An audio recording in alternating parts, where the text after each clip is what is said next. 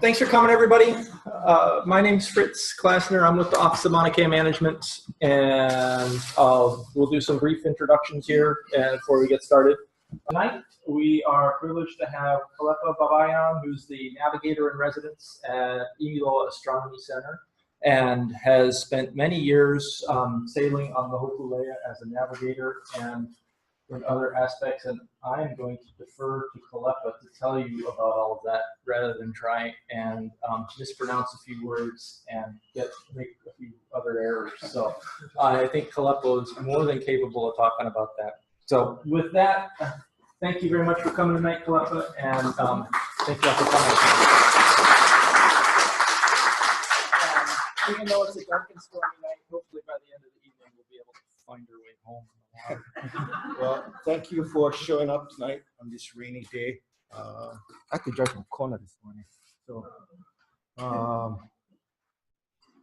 anyway, what I thought I'd do this evening is talk about the Malama Honua Worldwide Voyage, which is probably the most important thing that you probably heard the most about. And so I'm just gonna talk a little bit about each year of the voyage, and then open it up for questions at the end.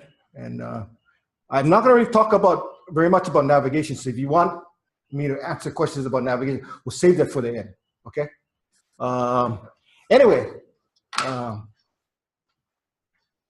you know, this 3-year voyage, when we started out as there were 3 things we wanted to do. We wanted to advocate for the world's oceans, right? The world's oceans covers 2/3 of the world's surface, right? It's the #1 incubator for oxygen. It's the #1 regulator for climate.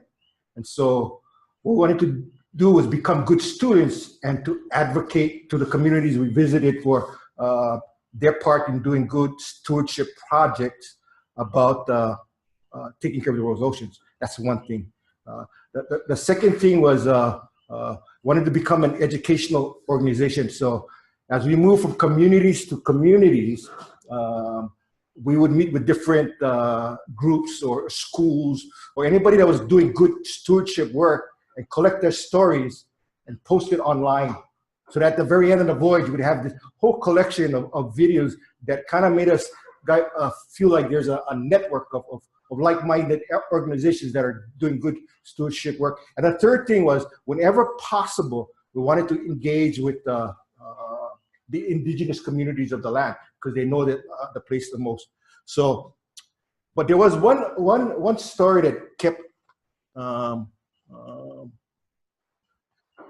being raised. Our awareness level really raised was how the hell we came to settle this planet as humans, right? Homo sapiens. Homo sapiens. We are the only hominid species to survive on the planet. We outlived Neanderthals, Cro-Magnon, Homo florensis, Homo erectus, to become the one hominid species to survive on the planet. And we've only been on this planet 190,000 years. We started out here, someplace in East Africa, yeah, 190,000 years ago. About 180,000 years later, I mean, 110,000 years into our species' life, there is a great cold spell that befalls the Earth. And what it does is it increases the size of the Sahara Desert exponentially to almost, you know, more than half the continent. So these early Homo sapiens in East Africa need to go and find warmer weather. And they migrate down here to the very tip of Southern Africa. And here in Southern Africa, for about 50,000 years, we reside. And when the earth warms, we branch out and we move north and we settle the rest of the planet. Okay, we get to the margins of the Asian continent about 50,000 years ago, okay? When there's another ice age, right? Because of the ice age, it shrinks the oceans, right? So that people migrating from Asia into the Australian subcontinent basically can walk there.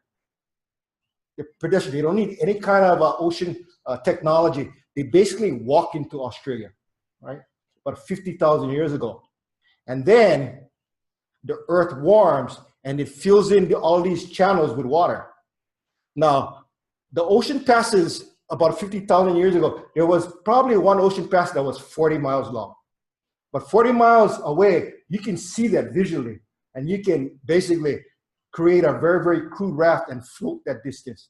But later on, as the earth warms, it fills in. And now that 40-mile passage is maybe 200 miles. And so basically, these pedestrian early Homo sapiens, which walk into Australia about 50,000 years ago, they're permanently landlocked. Okay. Then only about 5,000 years ago, right, an oceanic culture shows up here in island Taiwan. Yeah. And island Taiwan becomes the home for all oceanic people. Yeah. All oceanic people. It's called Austronesian for the language they speak. And what allows them to settle the Pacific and sail across the Indian Ocean is the fact that they're able to develop these very, very sophisticated, swift canoes that they can sail for on a number of days on the sea. We know the path that the Austronesians took into the Pacific, right? Because of archaeology, because of linguistics, because of DNA. Archaeology, they carried with them this dentate stamp pottery.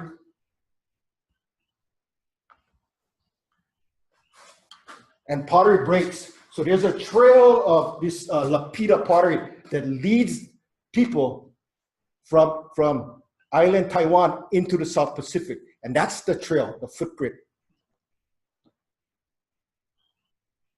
We know that the settlement of the Pacific, the early Austronesian people got as far as the shores of Chile and Peru in the east, and they got as far as the island of Madagascar. Yeah, Madagascar wasn't settled by Africans from the African continent. It was settled by oceanic people coming out of Indonesia. Yeah, so some 23,000 kilometers. Before the spread of the European languages, Austronesian was the most widest spread language on the planet. So this is the pathway that they took into the Eastern Pacific. Taiwan about 5,000 years ago, Philippines about 4,500 years ago, and then maybe about 2,000 or 3,000 years ago, they got into Fiji, Samoa, Tokelau, and Tonga. Yeah. And then they moved very, very swiftly. Well, they stayed there for about 2,000 years, 1,000 years to 2,000 years, right? And they developed all the traits we come to know as Polynesian, the language, the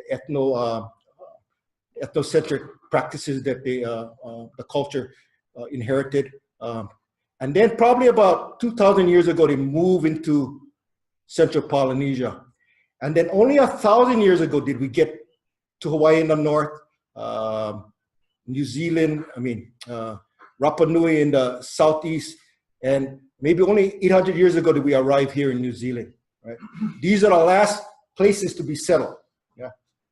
Now it's the technology in the early phase of oceanic migration probably wasn't developed that well, and probably was very, very unsophisticated. But when they moved into these islands that were fairly close to each other, they began to refine their canoes, they began to refine their navigation skills, and they began to refine their seafaring skills. And as they moved into the central part of the Pacific, the islands began to spread out, and they got more technologically proficient, better at navigating, better at sailing. And then in the very final phases of migration to the far corners, they were probably they probably had some kind of psyche where they saw the world is this great place to explore. Because if you look at it, they settled Hawaii, Rapa Nui, and New Zealand in about 200 years from the first canoe arriving in Hawaii. And so, I mean, Hawaii is in the north, right? If they're coming out of central Polynesia, they're going to the north, they're going over here to the southeast, and they're going here to the southwest. They're going in every single direction, right? There isn't a pattern to their explorations. Early navigation and migration between the coastal islands probably had happened very, very frequently, but navigation towards the far edges of the archipelago, you know, I can't, I don't believe it happened very much. However, it did happen. Okay, in the Tuamotu archipelago, which is about 200 miles northeast of Tahiti, in the late 1990s, these two Bishop Museum or University of Hawaii researchers decided to do a study on stone adzes. Okay, now the reason why they chose stone adzes from the Tuamotu archipelago is because stone adzes are made out of basalt, right? The atolls are made out of coral, right? What they're going to do is they're going to test this through this technique called plasma mass spectrometry, which looks at the chemical, the mineral signature of the stone, and from that they can identify where that stone came from. They can it's like a fingerprint, and they can take it back to the exact lava flow that it emanated from.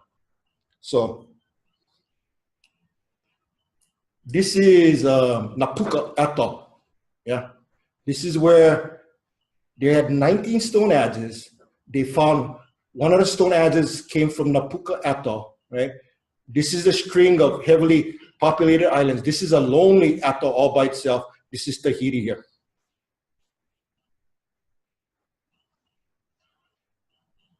So this adze is the adze that they tested. It's really small. It's pretty nondescript and wouldn't stand out.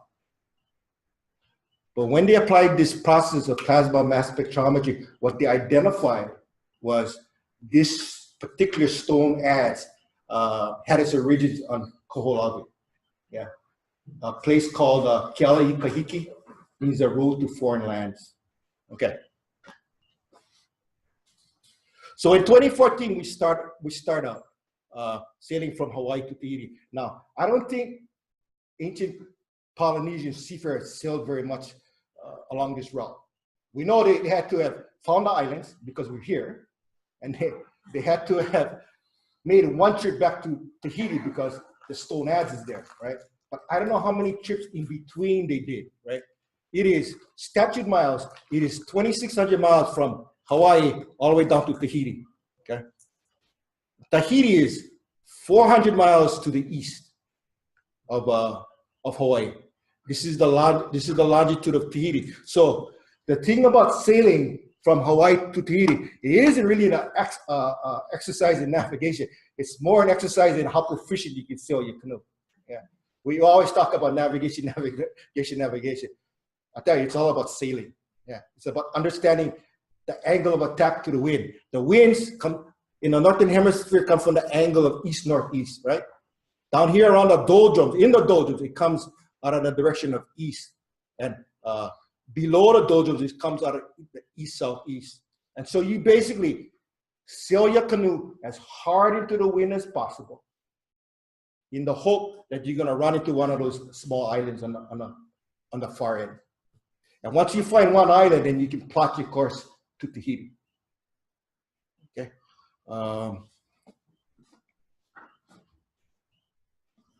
Okay, this is the doldrums, yeah?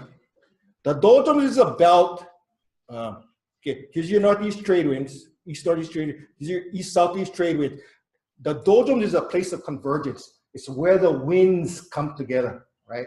And it's like a low-pressure system, and the winds come together, and then they go up, yeah? So it's pretty humid. There's very, very high ceiling of clouds. And that's how you can always identify what a doldrums is. You look at a weather map and you find the cloud line.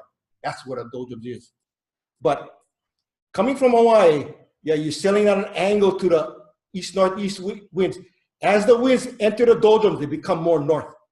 So the more north the winds come, the more to the east you want to go, right? Then you get into the doldrums, the winds are easterly, and all you want to do is get across the doldrums as quickly as possible. But when you come out the south side, right, the winds are going to come from the southerly direction before it becomes southeasterly. So whereas the winds are pushing you on the top part here towards the east, when you get out the bottom side, it's going to push you back to the west. So what you want to do is you want to take advantage of the lift to get east. Then once you're in the doldrums, you want to get through it as quickly as possible. And once you come out on the south side, you know, get headed by southerly winds. It's going to push you back to the west. And then until you get further south, the winds are not going to become more east-southeasterly. And basically, it's sailing hard into the wind. Going back to Hawaii is just the opposite, right? The winds are going to be east-southeasterly as you're heading up to Hawaii. And Hawaii is already, right, 400 miles to the west. So all you're going to do is sail your canoe north, right? You're going to use the southerly winds to push you through up to the doldrums. But when you come out of the top part of the doldrums, the winds are going to become more northerly. And that's going to drive you back to the east, which is where you want to go anyway. Okay. Our target block is this 120-mile belt of islands on the west side of the Tuamotus. Yeah, it's Mataiva, Tikiau, Rangiroa, and Arutua. We found this island, Arutua, here twice. But in the very early days, when we were learning how to sail a canoe, we could only get as far as east as Mataiva. We have always found the Tuamotus. We have always found the Tuamotus, which is very, very reassuring because this is the belt of islands that you're searching for. Yeah, Tahiti is way over here, but you're always trying to find this group of islands. And once you find this group of islands, you can reorder your canoe and find Tahiti. But it's Mataiva, Tikiau, Rangiroa. I think we found Tikiau twice and maybe Rangiroa once, but for the most part, it's been Mataiva. And of late, because we're getting really good at sailing, we've been coming in here in Arutua. Yeah, so we're learning how to sail a canoe very, very efficiently. In 1976, it took them 31 days to get to Tahiti. Yeah. This past year in March, I sailed Hikianalia down. It took us only 14 days to get there. So we cut off more than 2 weeks. Only because we understand the weather. We understand weather. We understand how to sail a canoe a lot more efficient. Let me tell you something. It's a lot better sailing on the ocean for only 2 weeks as opposed to up to 5 weeks. Get to the beer real quick. Okay. Okay, so when we got, let me go back. So in 2014, we got here to Arutua, and then we sailed down and across to Tahiti. And we switched the crews here in Tahiti. But the crew members on the second leg really had I thought they had probably the best trip of all, because we stopped at all these islands, Moorea and Kuihini, Raiatea, Taha, Bora Bora, and Maupiti. And we stopped in the Cook Islands and we stopped in Samoa, but they really got to visit like about 16 different places. And they were on that water for about 40 days. And so I am gonna show you a clip from this island called Maupiti. Maupiti, this is the first time we've been here. And Maupiti is incredibly beautiful island. But you see here, they got only one pass into the lagoon. And the thing about this pass, because there's only one place where the water comes in and out, the current here is exceptionally strong. And the people there kept encouraging us guys. I'd call and say, how's the pass today? They said, the pass is good, come. I thought, these guys in Maupiti, It's just like a scum. The past could be rotten and horrible, but they're telling us to come. So like the day before we were to leave to go into I picked 2 of my Tahitian speaking crew members and I told them, I put them on a boat and said, you guys go over to that island. Yeah. You guys go visually inspect the pass. And you call me up on the phone and you tell me that pass is okay. Because if I don't get a phone call from you guys, we're not coming. And that's what we did. And so I got visual and verbal confirmation. One thing about my discipline as a captain, I sail on edge, but I'm super cautious and I take enormous precautions. That canoe is super valuable. It doesn't belong to me. It belongs to the state of Hawaii. And so when someone entrusts me with that big responsibility, I take it extremely seriously. Anyway.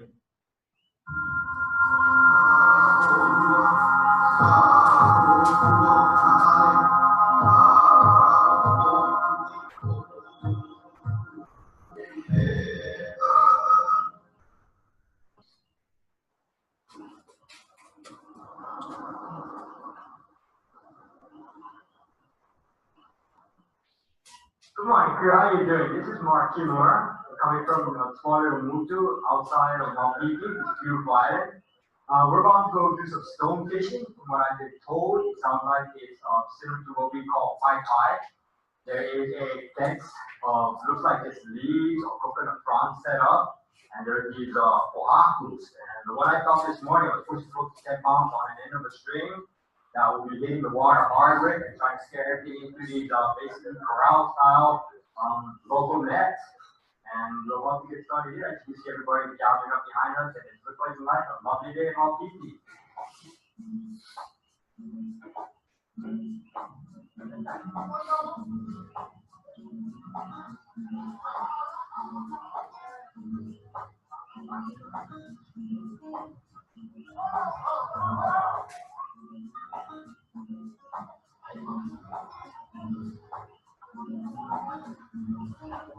Você que sabe, foi papel, eu, decking, pool,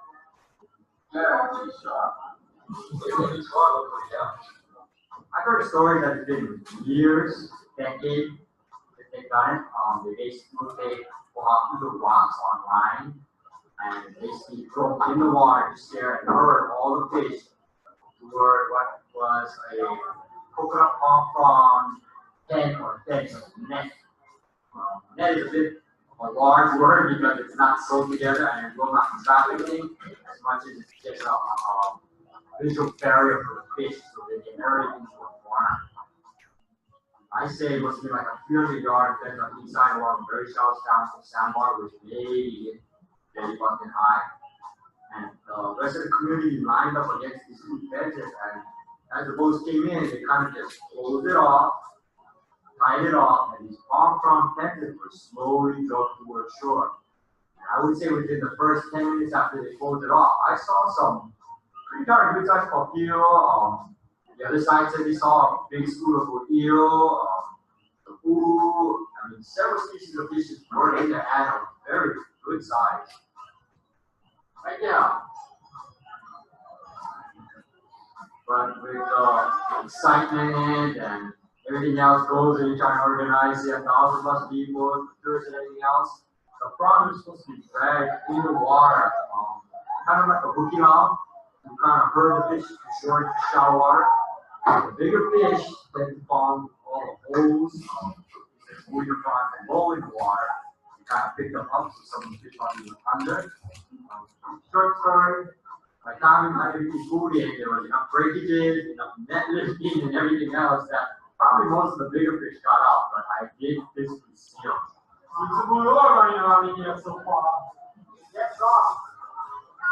But this is basically a symbolic thing showing us a traditional style of fishing that they still held on to. And I think it was very interesting and important, and I totally enjoyed it. Very seldom do I see something like this go down right in front of me that took 3 days to prep, just the palm frond and everything else. All the boats for the organization with no radio and everything else. Each family was responsible for doing about 60 feet of this palm frond netting. the amount of resources that these islanders have gone through to support and help us, accommodate us in a stay, it's just been awesome. What can I say? We do have a paradise here in the middle of the Pacific. We are very fortunate to see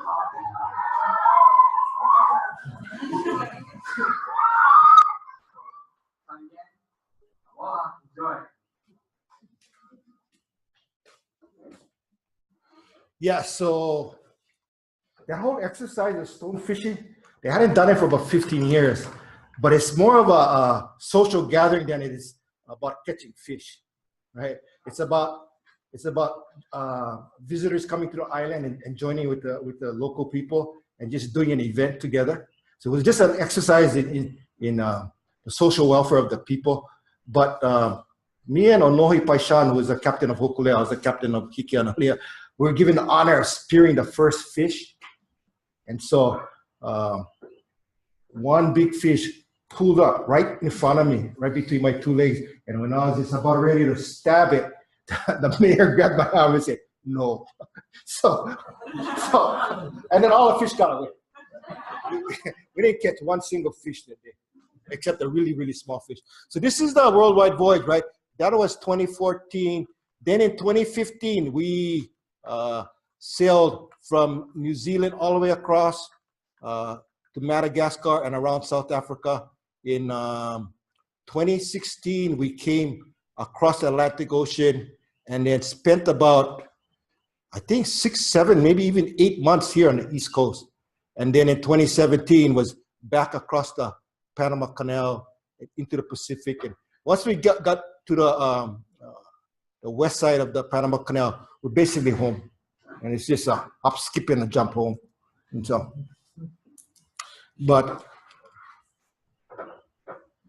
so in the planning for the Worldwide Voyage, there were 2 things that we had to mitigate, right? The first thing is this, what is it? Hurricanes, right? And so the way you mitigate hurricanes is, hurricanes need heat to form, right? That's why we had all that action on the Atlantic during the summer, right? And that's why our hurricanes form during our summer. So as long as you sail in whatever hemisphere you're in their winter, so you'd be sailing in May, June, July if you're in the southern hemisphere. Yeah, as long as the waters are cool, you sail. When the waters are warm during their summers, then you stay on land. And that's why we spent all that time here on the East Coast, that purple, that 6, 7 months, because we're waiting for the hurricanes to pass by. There was one big hurricane in 2015, it was Hurricane Thomas. So we had to stop at Haverstraw up the Hudson River. Okay, so one thing was hurricanes, and then what is this?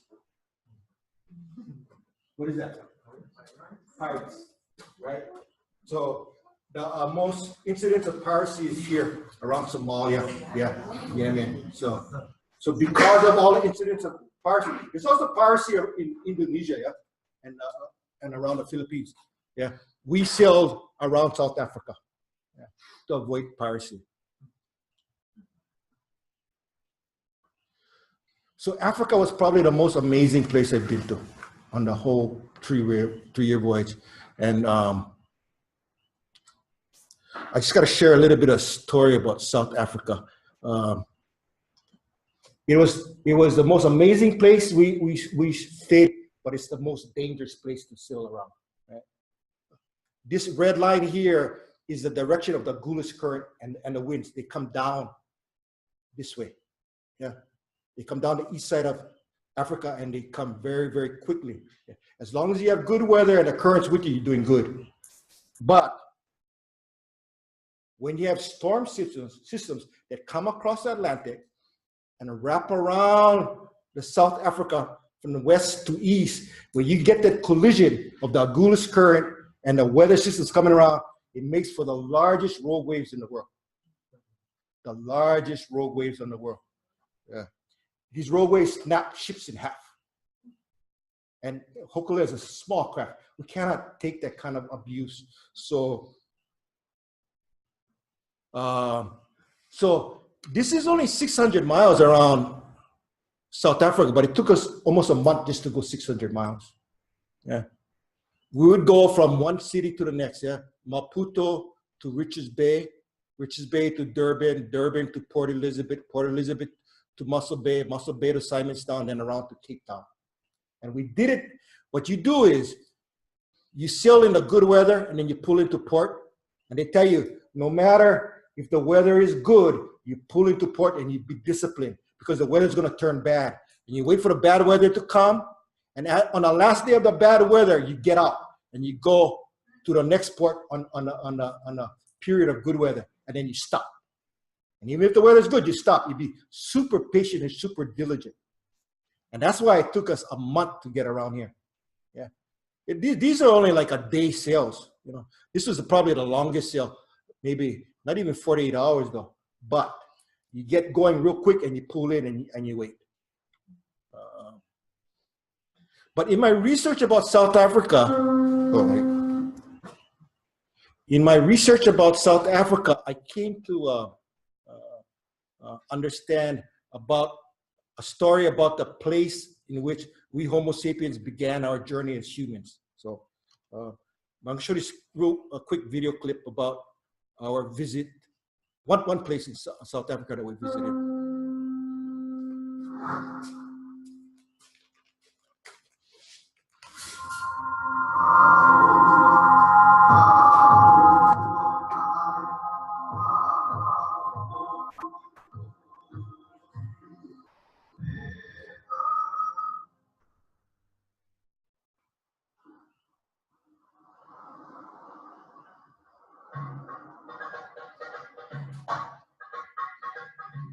While in Richards Bay, South Africa, the Hokule'a crew visited ʻImiloa Wetland Park. Designated a UNESCO World Heritage Site in 1999, the 820,400-acre park comprises diverse ecosystems that are also of great significance to the native people. As the first landfall in Africa, the crew took this time to honor the indigenous community of the area.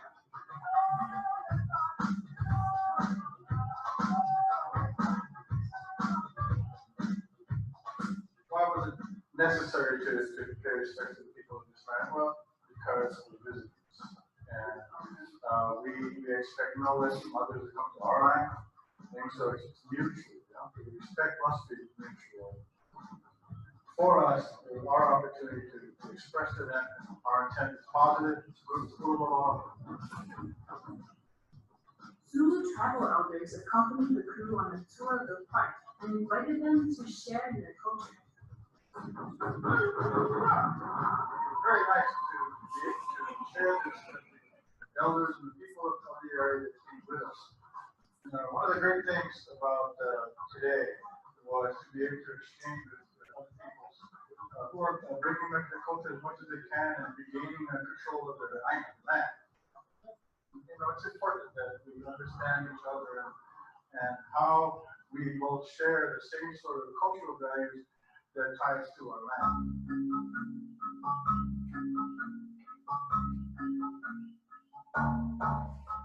Although it offers a lot of diversity, now we have a choice of happening to the nature of our diversity cultures. We have unique ecosystems, we have the ocean, we have the lake, we have the inland animals. I'm gonna stop it there. But while I was in South Africa, I came to learn about this place called Muscle Bay. And Muscle Bay is an incredible story because it's where we began our journey as Homo sapiens, and that's where we developed our culture. Muscle Bay is on the very tip of South Africa. So about 190,000 years ago, right, we show up as Homo sapiens in East Africa. Okay. Then about 180,000 years ago, there's this great ice age that freezes the planet and expands the Sahara Desert exponentially. So Homo sapiens migrate south. They migrate south and they get here to the margins of South Africa along the coastline, right, where the climate's warmer, but they're escaping the cold environments of the north, and they're now at the boundaries of the southernmost limits that they can travel to. So there's this story of these archaeologists who found this cave here in South Africa. these caves along the coastline were habitation caves for early Homo sapiens of about 180,000 years ago. And this cave that they found along this rocky coastline, and they have about 60,000 years worth of debris in there.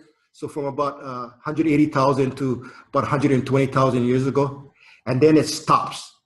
And then there's no evidence of any of it being inhabited since then. And they couldn't understand why there'd be no continuous record of the cave being used until they brought in a geologist. And the geologist looked at the walls of the cave and was able to identify that a place that they told him that the cave had been filled in about 120,000 years ago. So everything behind that wall of fill was preserved until the cave reopened up again. And so we went to this cave, and this archaeologist here shared the incredible story of the first Homo sapiens to settle here.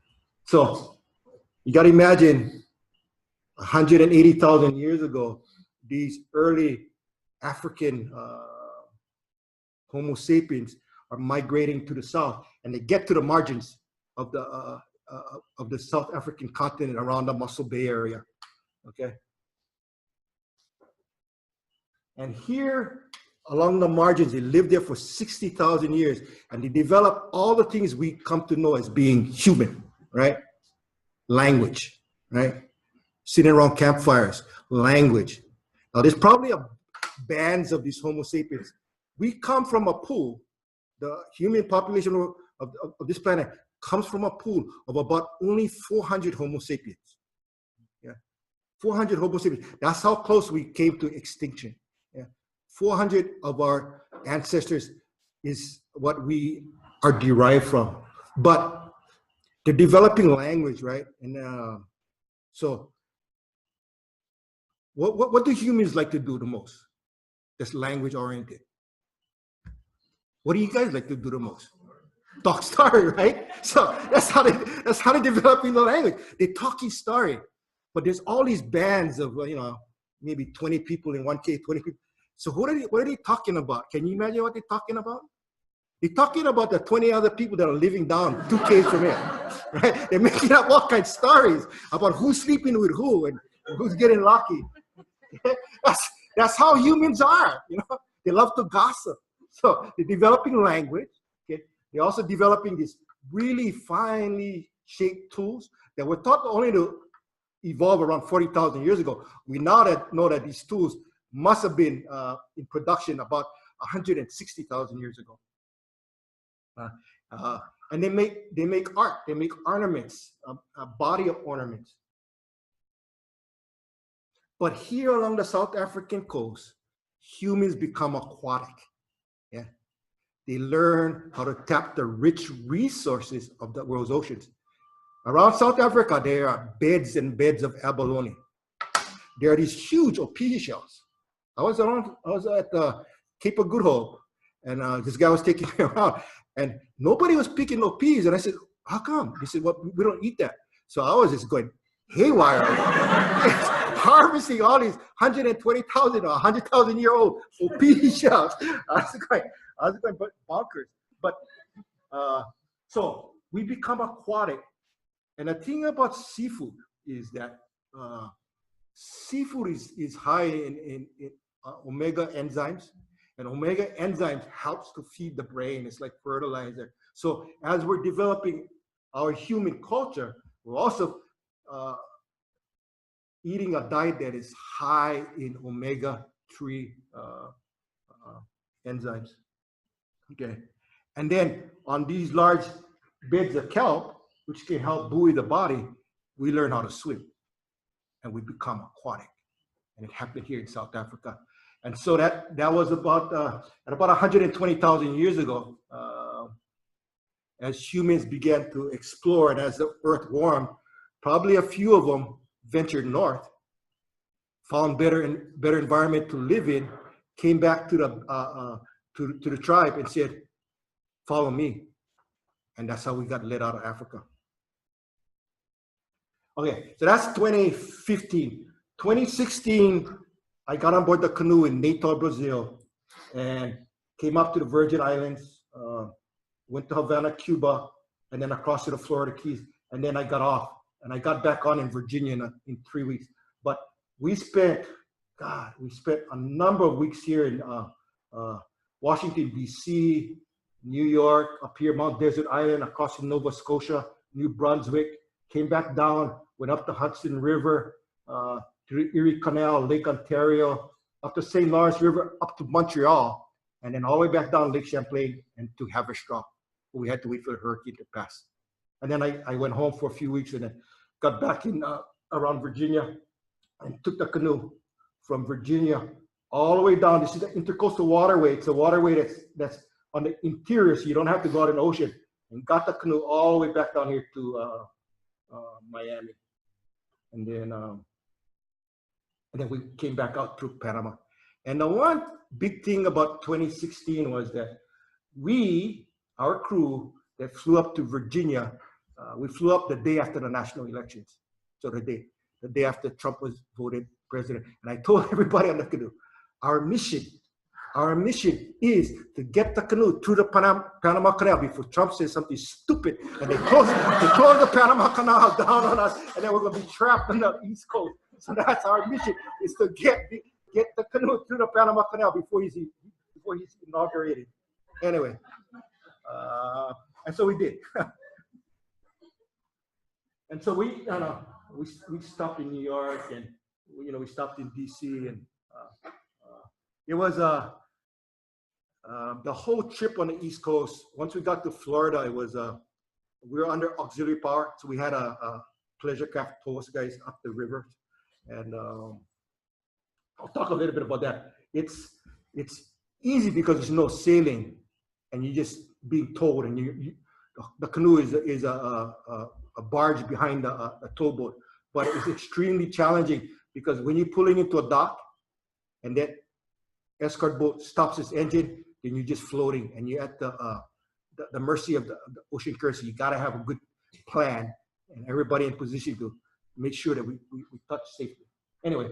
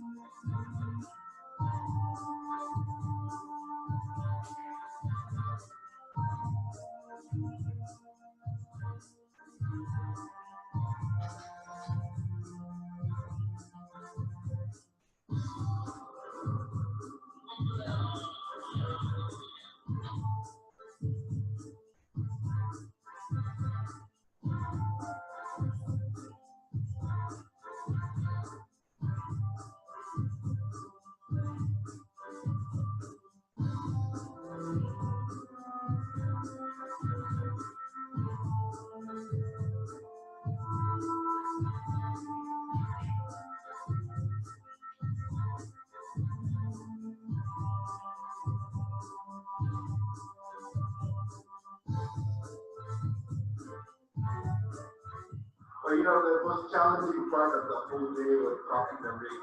We had to do it 4 times, lowering once, raising a second time, lowering a third time, raising a fourth time. and really the benchmark was just needed to get everything done by here. It is now 4:15, so I think we got our job done today.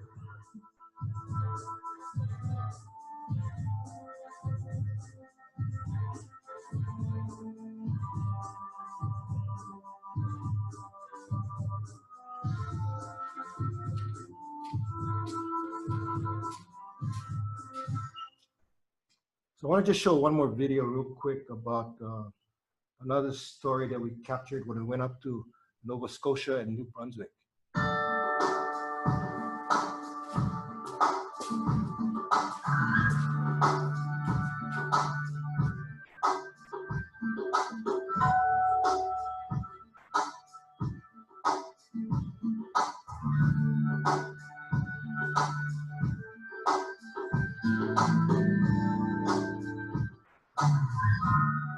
Hello, it's Kālepa Baybayan. I'm here with a team of 200 people now there actually, and ʻImiloa.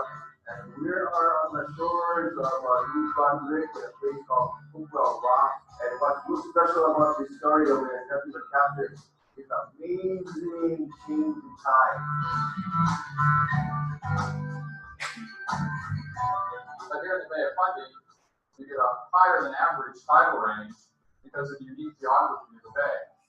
We're about 1/3 of the way into the Bay of Fundy here in BC, so our tidal range is about 8 meters. But as you progress farther into the bay, it narrows and the water rises to a higher level, and the tidal range could be up to 50 feet or more. In about an hour, that archway in the background there will be full of water. It is 28 feet from the limits of the low tide to the bottom of that archway, and then there's another 18 feet above it that's going to fill up with water. So that's approximately 44 feet that tide range is going to change. It's going to be an amazing thing to see.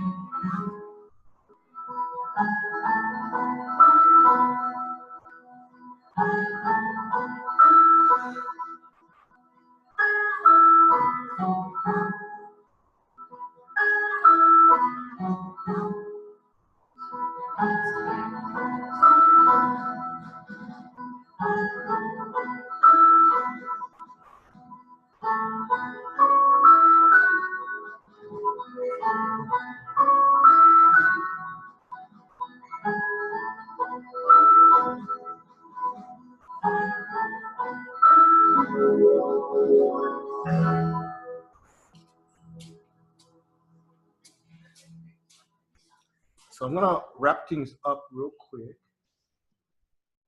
But after we came back down from New Brunswick, we had to go up the Hudson River, and I was tasked with getting a canoe up the Erie Canal. Now I wasn't supposed to be there, so I wasn't supposed to have done that leg, but somebody had dropped out, and so now I'm stuck with taking the canoe up the Erie Canal.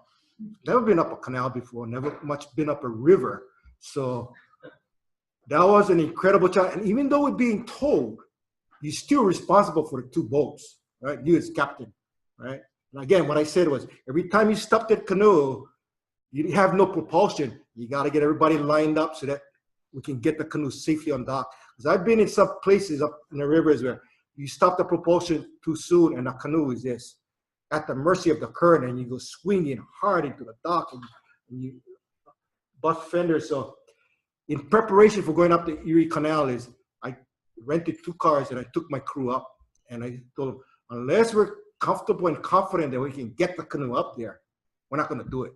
So we went up and we explored, and we figured out, yeah, it's once you get through one, it's all the same. So we have to get through 61 locks. 61 locks. Yeah. And the thing is, when you're planning a trip up the river, you've got to understand what the currents are going to do. You're going to have to use your cables because you're going to do long runs, man, maybe 60, 70-mile runs in a day. You don't know where you're going to end up. You don't know where you're going to anchor at night. It's about how fast you can get through the lock. if there's boats coming down to the lock and you're going up, they're going to wait for them to get, those boats through before they let you in. So it's a matter of timing, but it's all about communication, making sure you have a game plan going into the locks so that you can do it successfully. This is what the lock doors look like. They basically close or open. They're either going to raise you up or lower you down, right? Once you get inside, the door closes behind you and it raises you or it lowers you down. And then once the water is neutralized within the lock, they open it up and then you're on your way. So it takes about a half an hour to get through a lock, if you're lucky. But once you get through the first lock, then it's like this. It's like a big bathtub. It's super calm waters. Within the Erie Canal, it's super calm waters, but up the Hudson River and up the St. Lawrence River, it can get kind of treacherous, especially the St. Lawrence River north of Montreal. It's scary, super scary.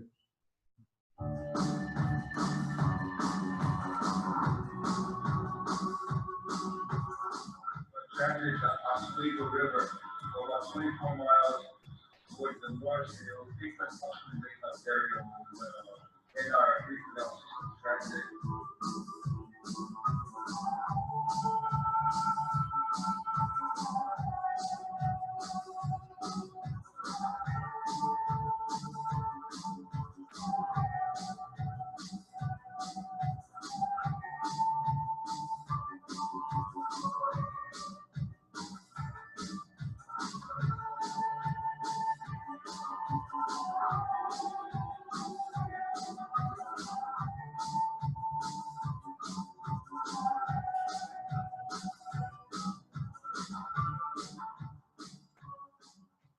But the East Coast of North America is the most beautiful country. We spent maybe 2.5, 3 weeks in Manhattan, and you cannot even imagine that the country is different in the same state.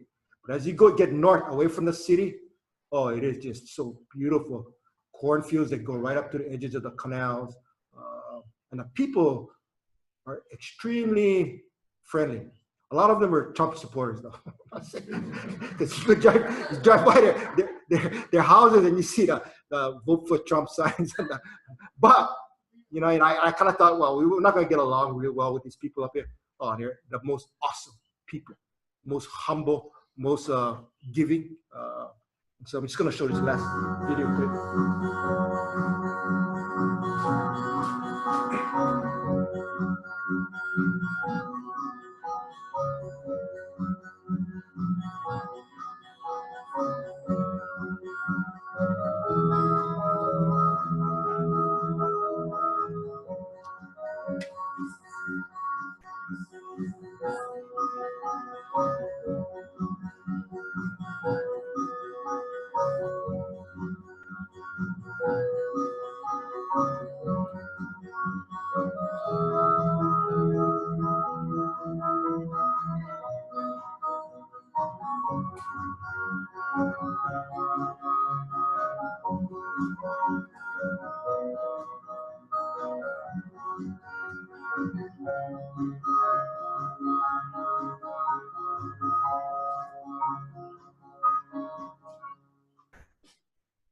And then 2017, we ended up back in Hawaii. So I'm going to open it up to questions and answers. But yeah, it was an amazing trip.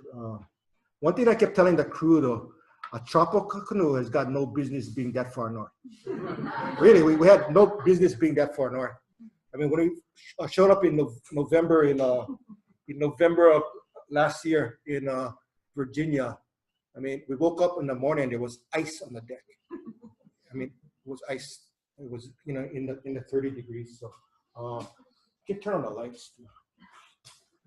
Yeah, question. The final wave of exploration that included Hawaii and I understand maybe once they get there and get back, they could communicate.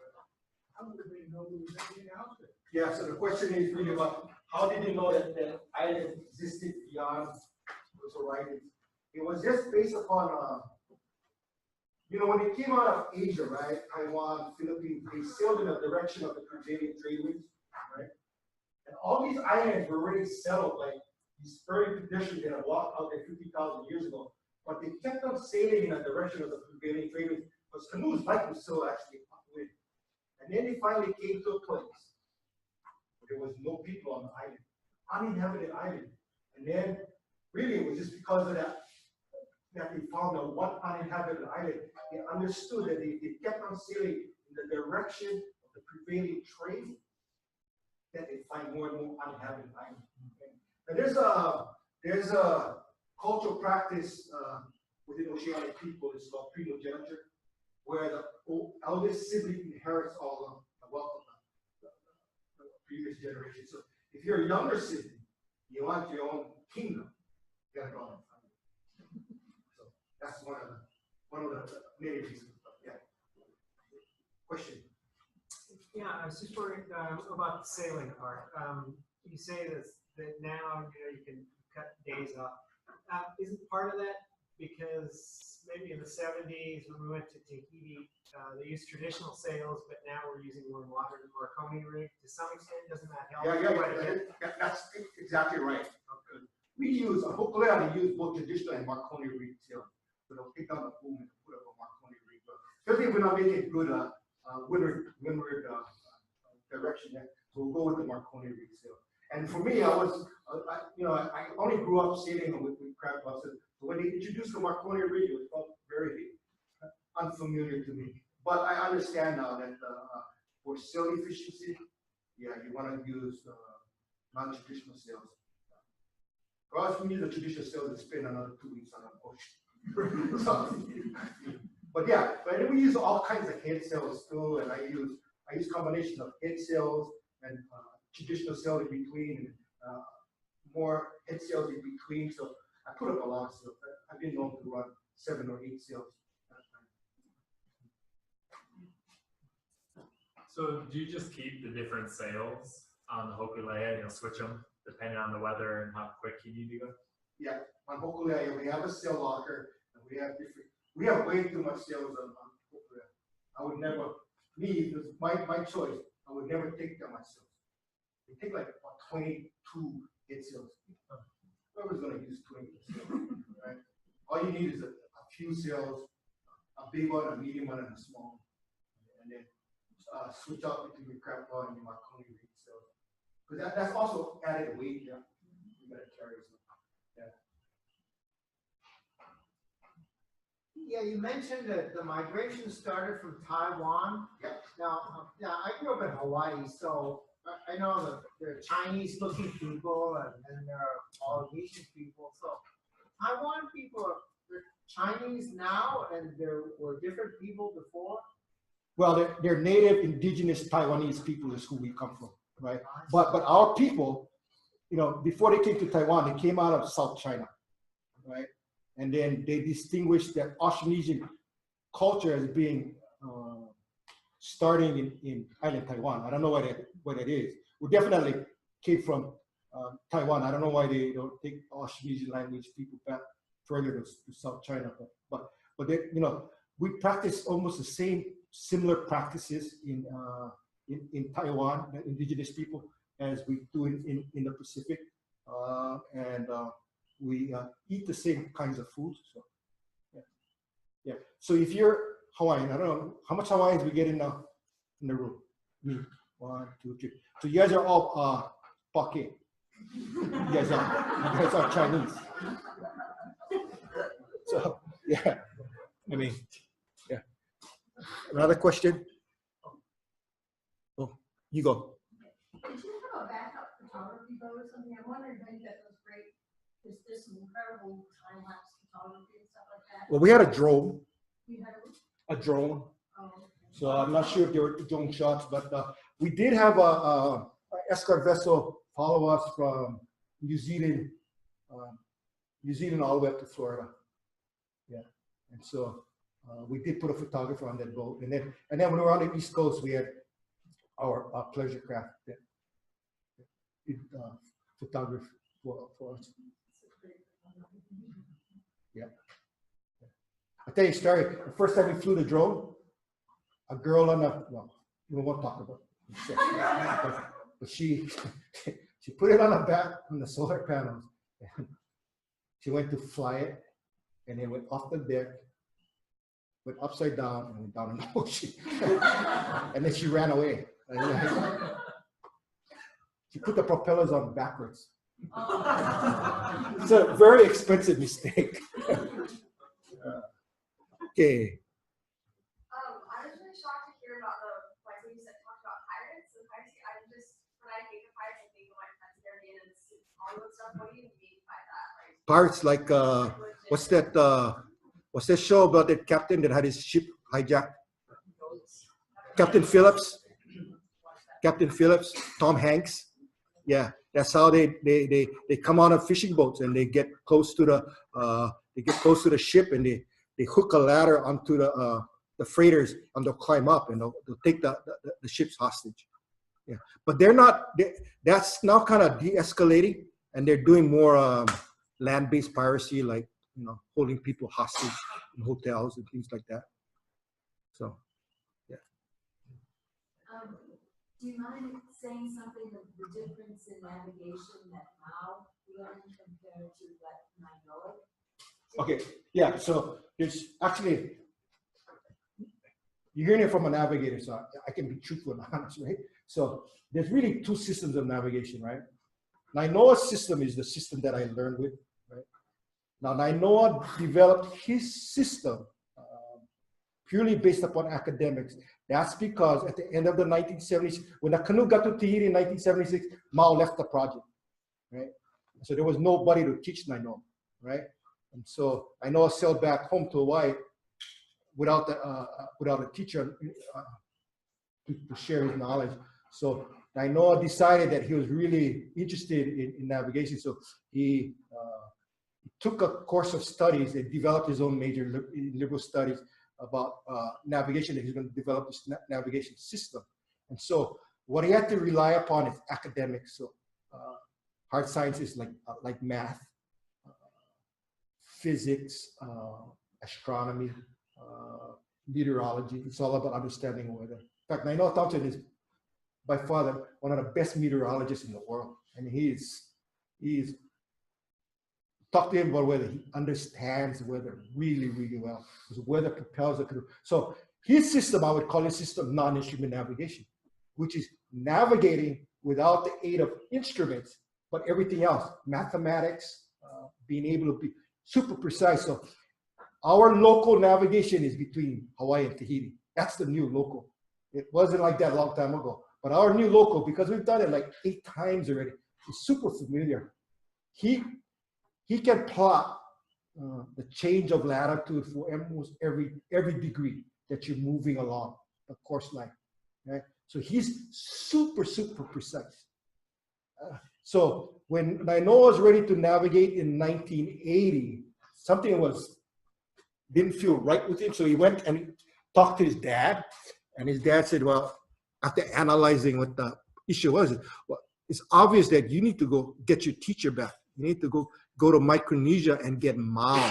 So he went to Micronesia and he asked Mao, he went to Saipan, asked Mao to come back to Hawaii. Mao came back to Hawaii in 1979 and helped to round out Nainoa's training. But Mao is a traditional navigator. In other words, he's learned from the hierarchy of one generation passing on to knowledge to another generation for thousands of years. Their system is unbroken, right? So, okay, our star compass is based upon a circle, right, with 32 points divided evenly. We build a compass into the canoe, on the deck of the canoe, by using a digital transit and measuring out 11 1/4 increments. So that's why our navigation is super precise, because of the fact that we built science into the canoe. We made it a precise tool, right? By measuring out and marking out 11 1/4 degree increments until you got 32 marks around the canoe. Mao doesn't use a digital compass, right? But he understands the different parts of the canoe, and from where he sits, what angle they make to him. So he understands Mao can do mental geometry, but he can't explain it, right? But it's the same principle. Now, we do a process of positioning a canoe on an east-west line called dead reckoning, right? It's speed, right? Speed, which is a rate, right?